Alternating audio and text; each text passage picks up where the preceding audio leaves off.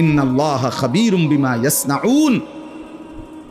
আল্লাহ তাআলা বলেন, বান্দা মনে রেখো, তোমরা যে যা করছো, ঘুরাইয়া পেঁচাইয়া, কৌশল করে, বুদ্ধি করে, লুকাইয়া, গোপনে, সংগোপনে, রাতে দিনে, একাকী, সাতটাপক জমিনের নিচে, কিংবা পাহাড়ের গহীন অন্ধকারে, অথবা জঙ্গলের গুহাতে, যেখানেই হোক সেটা, আল্লাহ বলেন ইন্নাল্লাহা খাবীর, আল্লাহ কিন্তু খবর রাখে, আল্লাহ খবর রাখে, আল্লাহ খবর রাখে, আল্লাহ খবর,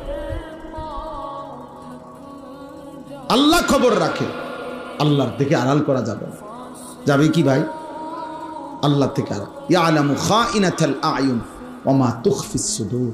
আল্লাহ বলছে তোমাদের চোখের খেয়ানত, চোখের গুনাহ আল্লাহ জানে, অন্তরে যে গুনাহগুলো লুকিয়ে রেখেছো তাও আল্লাহ জানে। আল্লাহ বলছে ইন্নাস সামআ ওয়াল বাসারা ওয়াল ফুআদা কুল্লু উলাইকা কানা আনহু মাসউলা।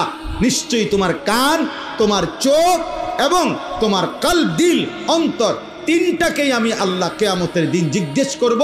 চোখ তুমি বলো কি কি গুনাহ করেছো, কান তুমি বলো কি কি হারাম শুনেছো, দিল তুমি বলো কি কি হারাম অবৈধ কল্পনা করেছো।